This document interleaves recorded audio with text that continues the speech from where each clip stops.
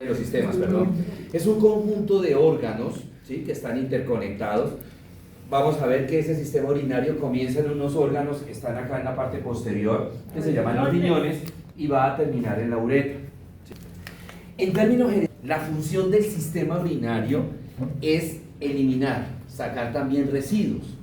Lo que de repente a nivel venoso y a nivel linfático no se logra sacar porque pues obviamente es pequeño, a nivel urinario se complementa sacando esos residuos, ¿verdad? O sea que trabajan de manera conjunta para sacar residuos el sistema linfático, el sistema venoso y el sistema urinario y el sistema digestivo a través de la materia fecal, ¿cierto? ¿Con qué comienza ese sistema urinario? Comienza con... Ahora, ¿por qué no va allá? Comienza con los riñones. Los riñones son dos órganos, los libros lo describen que son como dos órganos a manera de frijol, en forma de frijol, ¿sí?, que se van a encontrar ubicados a nivel del retroperitoneo. Ya nosotros entonces sabemos qué significa eso de retroperitoneo. Quiere decir que están detrás del peritoneo. Y recuerden que ese peritoneo es esa membrana, ¿sí?, que está recubriendo las vísceras abdominopélvicas. Análogas al peritoneo, el pulmón sería la pleura y en el corazón sería el pericardio, ¿sí? Aquí vamos a tener el peritoneo, ¿cierto? Por eso cuando nosotros queremos a un paciente explorarle la vía urinaria, nos toca por la región del dorso, por la parte de atrás, por los flancos. ¿Por qué? Porque por aquí, imagínense todo ese pocotón de capas que van a estar encima de los riñones, piel, tejido celular subcutáneo, que en algunos de nosotros va a ser bastante, en otros va a ser poquito, independiente que sea mucho o poquito, estaría los músculos de la pared anterolateral del abdomen, que son el oblicuo mayor, oblicuo menor, el transverso, luego vendría la fascia transversalis, luego vendría el peritoneo, luego el intestino, ¿sí?, colon ascendente, colon descendente, y finalmente los riñones. Entonces tendríamos en la palpación de esa vía explorar muy profundo. En cambio por esta parte encuentro solo la piel, la fascia que es delgada, ¿sí?, un músculo que se va a llamar el cuadrado lumbar y enseguida encuentro los riñones. Son menos capas, entonces puedo examinarlo más fácilmente, ¿verdad? Muy bien, la unidad estructural y funcional del riñón se llama la nefrona. O sea, los riñones microscópicamente están constituidos por unas células que se llaman nefronas.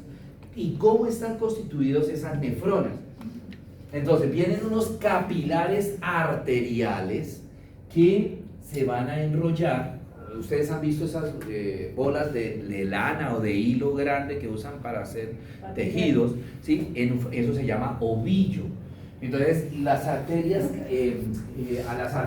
los capilares arteriales se reúnen a manera de ovillo y esa estructura se va a llamar el glomérulo.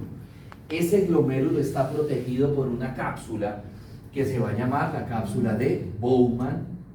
De la cápsula de Bowman salen unos tubos que se enrollan muy cerca del glomérulo y se van a llamar túbulos contorneados proximales. Luego esos tubos dejan de enrollarse y me forman una asa, y esa asa tiene una porción descendente, viene el asa, y luego tiene una porción ascendente.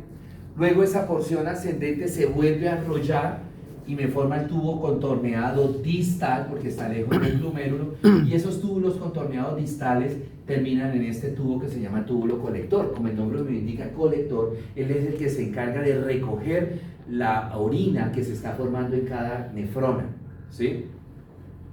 Si ustedes se dan cuenta, en el tubo colector terminan muchas nefronas, ¿sí?, recogiendo pues toda la orina. Esta nefrona hasta aquí, hasta el túbulo colector, es la parte, es el sistema excretor microscópico, Llega un momento en que se reúnen muchos túbulos colectores y ya me forman una estructura macroscópica que vamos a ver ahorita. Bueno, muy bien.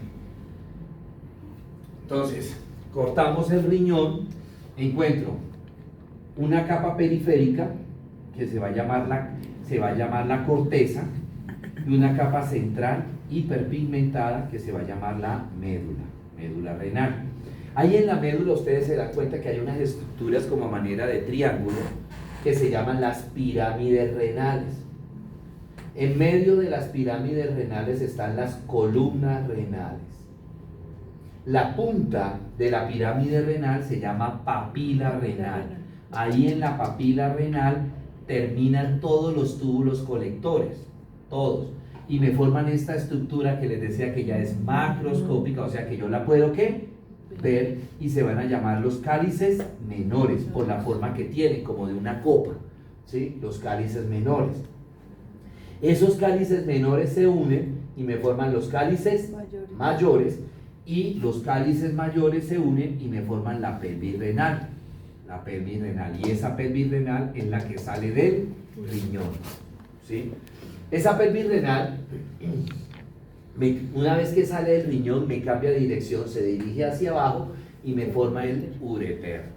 ¿Qué es el ureter? Pues es un conducto, es un tubo. El ureter es una estructura musculomembranosa, tubular, hueca, que tiene la función de llevar la orina desde la pelvis renal hasta ¿dónde? Hasta la vejiga. Los ureteres van a terminar en la vejiga, ¿sí? Aquí tenemos un riñón, se hizo el corte, esta es la corteza, la parte periférica, y esta es la médula. Eso que ustedes ven es la pelvis renal, aquí se ven los cálices mayores, esta es la vena renal y esta es la arteria renal. Aquí tenemos la pelvis renal, mire los cálices menores, parecen como una copa. Se unieron los cálices menores y me formaron los cálices mayores, y los cálices mayores se unen y me forman la pelvis renal. Y cuando me cambia de dirección, se me forma el ureter. Bueno, ya vimos los ureteres. Luego viene la vejiga.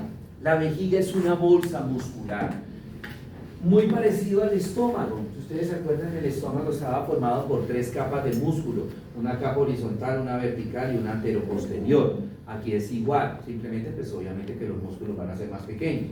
Esa unión de esos 3 músculos me forman un músculo. El conjunto de esos 3 músculos se llama músculo detrusor de la vejiga. La vejiga es un órgano que es retropúbico. Cuando la vejiga está vacía o tiene poca orina, la vejiga es de forma triangular, invertida. Arriba queda la base y abajo queda el cuello.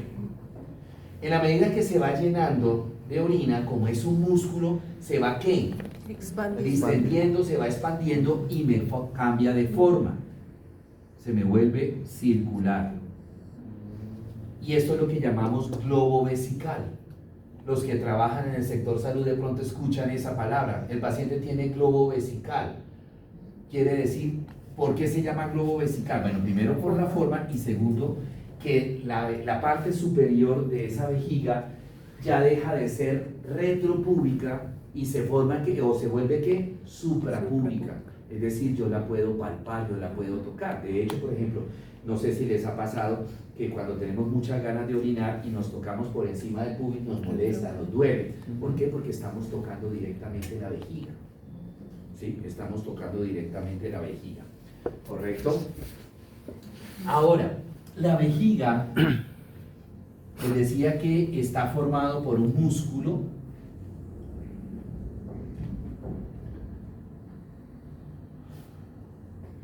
que se llama el músculo detrusor de la vejiga. Es esto, ¿sí? Ese músculo detrusor de la vejiga, en la parte inferior de la vejiga, donde queda el cuello de la vejiga, me forma unas prolongaciones, unas expansiones que se llaman el esfínter interno de la vejiga o de la uretra. Ahí es donde comienza la uretra.